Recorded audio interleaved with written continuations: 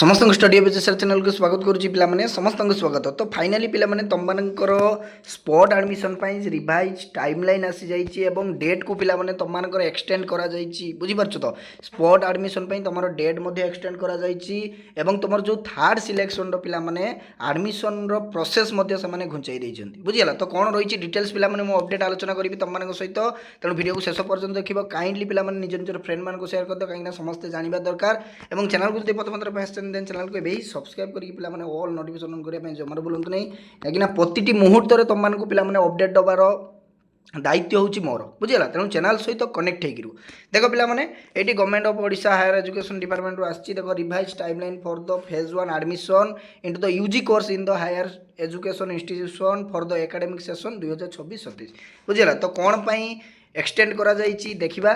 देख पे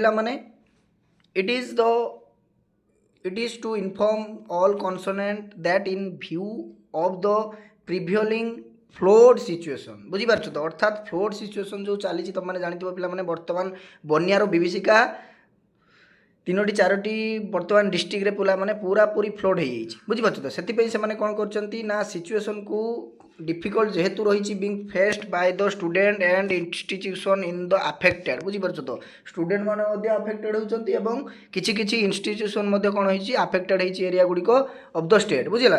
the timeline for the ongoing admission process into UG course has been extend बुझीपार। तुम timeline से माने एडमिशन प्रोसेस को UG कोर्स रो एक्सटेंड करछंती डेट बुझीगला।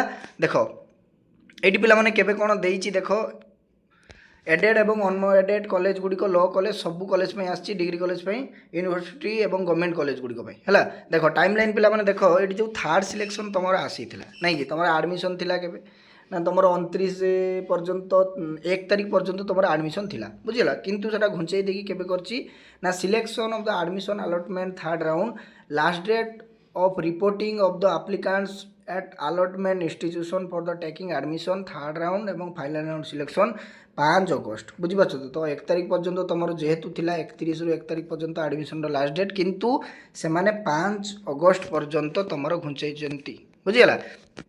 5 अगस्त मन तो पे डेट को एक्सटेंड करा बुझीगला। तो लास्ट डेट केबे रही ना लास्ट डेट तुम मानकर पे रही 5 अगस्त बुझीपार। तो 5 अगस्त लास्ट डेट 9टा पर्यंत तुम मानकर पे रही एडमिशन लास्ट डेट बुझीगला। नेक्स्ट देख पे ये बहुत पिला मानकर मनर प्रश्न जे वेटिंग एवं स्पॉट सिलेक्शन राउंड केबे नहीं कि देख ए मध्य घुंचाई दि जाइए स्पॉट एवं तुम वेटिंग सिलेक्शन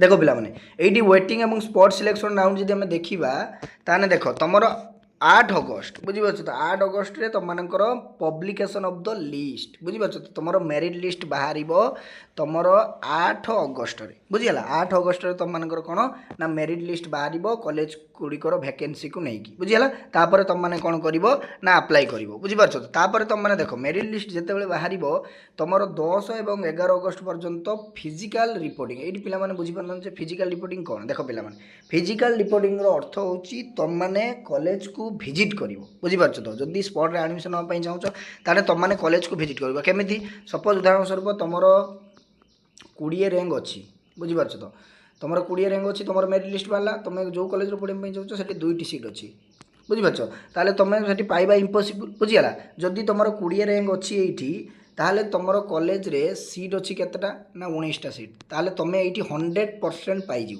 बुझीपार। 100% तुम यही कॉलेज रे ही एडमिशन हम कहीं तुम पर आउ गोटे रैंक 20 सीट रोचे रैंक रोचे पिलांकर बुझीपार। तो तेणु तुम 20 रैंक अच्छी जेहेतु 20 रैंक अच्छी तुम 19 सीट अच्छी तुम ये 100% पे एडमिशन हो पार बुझीगला। तेणु तुमको ये पे physical reporting of interested waitlisted applicants for submission of CF जो along with relevant documents in their respectively बुझीपार। तो मैंने तुम डॉक्यूमेंट गुड़िक नहीं कि तुम जीव से कॉलेज को नाई जे बुली देकी पलि आसो खाली तुम डॉक्यूमेंट गुड़िक नहीं कि जीव सेठी तुम पार्टिसिपेट कर in the waiting list admission round तापर तुम मानक कॉलेज रे जो मैंने एडमिशन माने दायित्व थे से तुमको तुम डॉक्यूमेंट गुड़िक नेला तुमर गोटे लिस्ट बाहर कर बुझीपार तो जदि न भिजिट कर जे मोर सारा हो कि मुझी ना मोर इजिली सिलेक्शन आसीज सेमती कले पे कैनसल हो तुम मैंने आडमिशन बुझीपार तुमको जावाई पड़ो ये भिजिट करने पड़ो डॉक्यूमेंट गुड़िक नहीं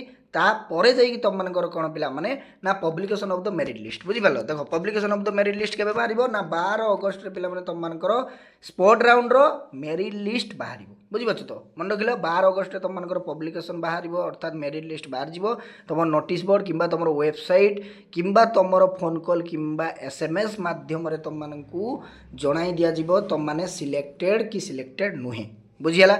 नेक्स्ट कौन देख पिला माने तुम 13 और 14 अगस्त reporting of the wait list applicants बुझीपार डॉक्यूमेंट गुड़िक नब तुम 13 और 14 अगस्त तुम मानकर एडमिशन थी बुझिपार 13 रु आरंभ करी तुम 14 अगस्त पर्यंत एडमिशन चलो स्पोर्ट राउंड रो सिलेक्शन एडमिशन प्रोसेस बुझीगला। तुम्हें बैंक किंबा तुम यूपीआई माध्यम तुम सब ऑनलाइन मोड रे पेमेंट ये कर से डायरेक्टली मेंशन कर बुझीगला। तो publication of the phase 2 admission process ए बर्तमान आसी ना पिला माने विल बी नोटिफाइड लेटर लिखी जिते बड़े आसीज पिला माने जोड़ी रही चैनल सहित संगे संगे तुम मानी अपडेट मु प्रोवाइड करी बुझीगला। तो बर्तमान आसी ना आई थिंक पिला माने भावुची तुम मानकर आसीज जेहेतु 14 रे सरी जाउची तुमर कौन स्पॉट राउंड रो सिलेक्शन एडमिशन तुमर 16 किंबा 15 रे आसीज डेफिनेटली आसीज बुझीगला।